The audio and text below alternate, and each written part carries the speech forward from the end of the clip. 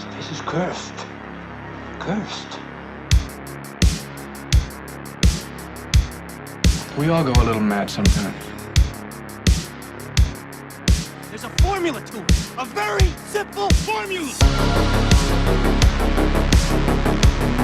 I saw the boogeyman. I saw him outside. What's your favorite scary movie?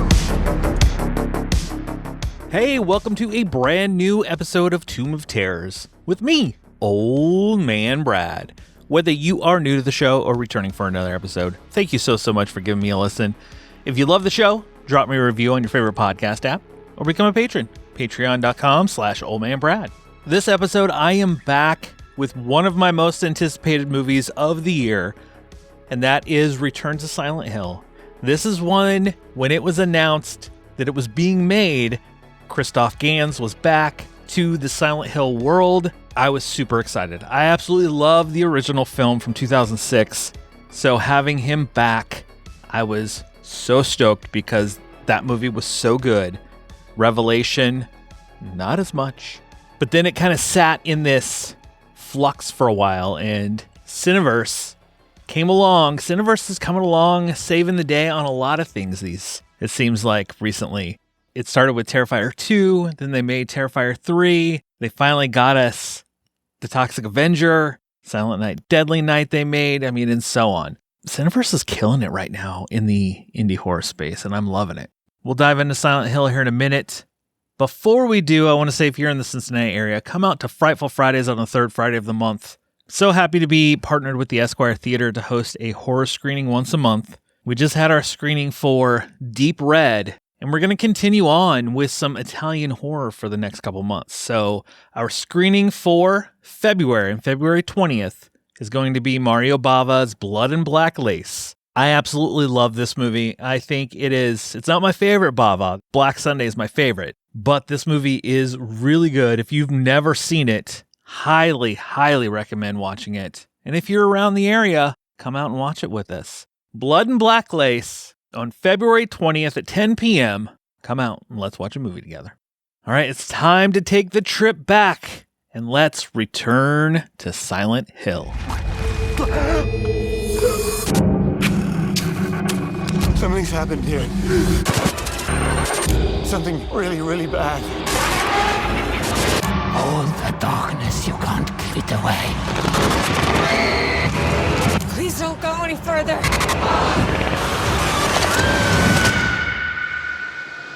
You don't know what kind of hell you have to face.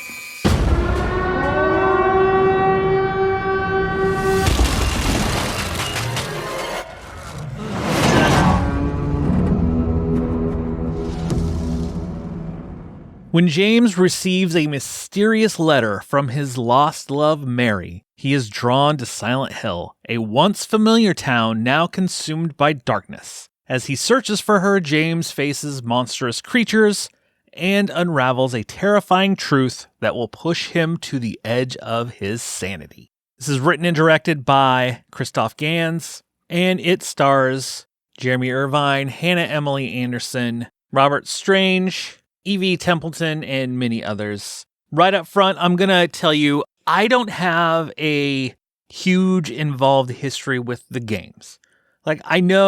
Obviously I know of the games, and I've played some of the games here and there. I've never really dug deeply into them. This one, Return to Silent Hill, is based around the game Silent Hill 2, whereas the first one, based off the first game with some artistic changes to it. Revelation was based mostly off of Silent Hill 3. As I said before, the first Silent Hill that came out in 2006 with Radha Mitchell, Sean Bean, Laurie Holden. I personally think it's one of the best video game adaptations to film, live action film.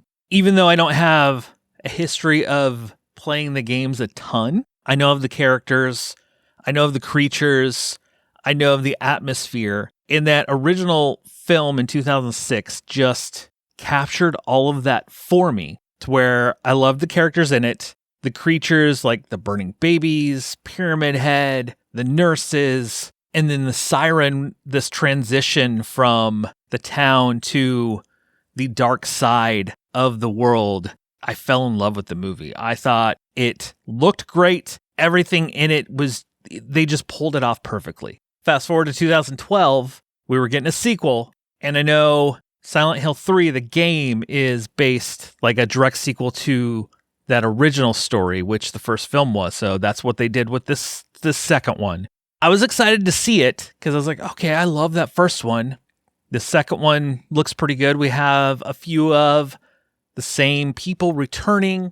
It had moments to it that were good, but overall it just fell flat. I just rewatched it recently, and one of the biggest complaints I have is because it was in 3D. There's so much in it that just gets thrown at the screen like, hey, we're in 3D kind of thing. The ending was just awful. It was mostly dull. It had good elements where it could have been a very good sequel. The execution of everything just fell flat. So nothing from the series, like that pretty much killed anything more from the series right then after 2012. And then a few years ago, it came out that Christophe Gans wants to write and come back to do another Silent Hill film. I was like, hell yeah, I'm in, let's do this. He said he wants to adapt Silent Hill 2, which there are many, many, many fans of. And it was one of those where I didn't know if we were going to get the film because he filmed it and they were trying to find distribution. Thank goodness Cineverse came up and now we're finally getting it. As I don't have a huge history with the games, I don't have, oh, they did this right, they did this wrong. I just kind of look at it as, yes, this has that video game feel to it. You have, right up front here, I'm just going to tell you that Return to Silent Hill, I really, really liked. It's not as good as the original film. Like the 2006 film is still my favorite of these, but this is a close second. Christophe Gans coming back, he has the look again. It feels like it's in the same world as that first film. You're in the same world, just a different part of the town. And I know there's been interviews with him and he was like, look, Silent Hill, it's like an anthology. It doesn't all have to be the same story. Just like the game, the first game or the second game is separate from the first game. Different piece, different everything else. So I like that thought of looking at it as these are anthology tales of a town or different pieces of the town. There's even a character in Revelation played by Malcolm McDowell. At the time, because I just rewatched that one, at the time it's kind of a throwaway line. It plays into not only the games, but this. He says something about which Silent Hill, because there are many. So when you look at it that way, these stories, in the way these characters and things that happen to them, this could go on for a long time. And I'm all in if they continue on with this. As core, Return to Silent Hill, our character James, it is a film about grief, losing somebody, basically trying to come to terms with that and how they manage to go about. Like, there are pieces of this story of James who receives a letter from his now dead love, Mary. It brings him to Silent Hill. And as he goes through this, he's trying to figure out not only with himself, because there are pieces he doesn't remember. He comes across, it plays out. This movie plays out like a video game. You have many scenes that bring you or progress you through the game. So you have characters that you meet. There's a little girl. There's this guy in a bathroom. There's the creatures that you come across. There's these like little bug creatures that come out of the ground. There's moths. There's the nurses are in it again. Pyramid Head is back. All while he's trying to figure out everything that's going on. He wants to find Mary, and he comes across these other characters, including Maria, who looks like his wife. And ultimately, in the end, this story, like I said, this story is this man and how he dealt with grief. And there are flashbacks showing him with Mary, showing what happened to her. There are these other kind of mysterious people that you're like, who are these people? Where I feel like if I played the games, some of that stuff maybe I would know backstory more of some of this. But personally, for me, it didn't affect it. I was sucked into the world and sucked into everything that was going on within this world, that I just wanted to continue on this adventure with him. If I'm going to pick big gripes, some of the CGI is a little rough. There's some that it doesn't look the best, but it didn't kill it for me. You have the original composer from the games, Akira Yamaoka, who comes back to do the music for this movie. He did the music for Silent Hill. He did the music for the Silent Hill 2 game. So you get that musical cue, you get the creatures and the transition.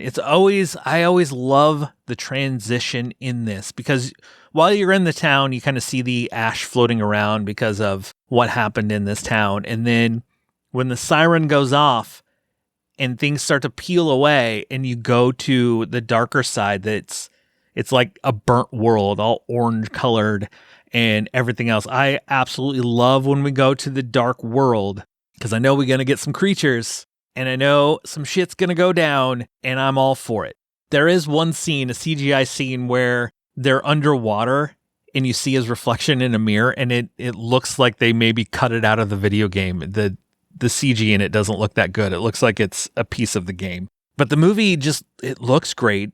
You have angles that feel like a video game. Like I said, you feel like you're walking through a game with this character, following him on his journey. Probably could have done without some of the flashbacks, but it helped push the story along as he tries to remember everything, because he doesn't remember everything of what happened. It's all this trauma that he's pushed down, that he's trying to, as it starts to surface with other various things that happen to kind of push him to know more. So overall, I loved Return to Silent Hill.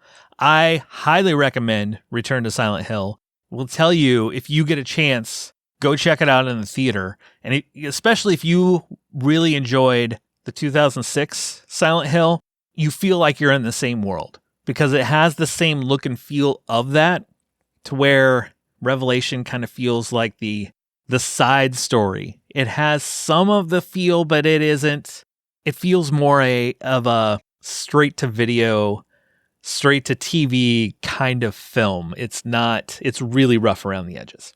Well, there are my ramblings on Return to Silent Hill. I loved it. I will add this to my collection. I hope it comes out on physical media so I can add it to the discs of the other ones that I have. And the double feature for this week to watch with Return to Silent Hill is real easy.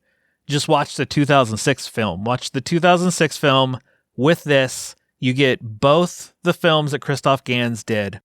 They don't interconnect at all. They're two completely different stories set in the town, in different pieces of the town, different areas, but they play so good together. So that's my double feature this week.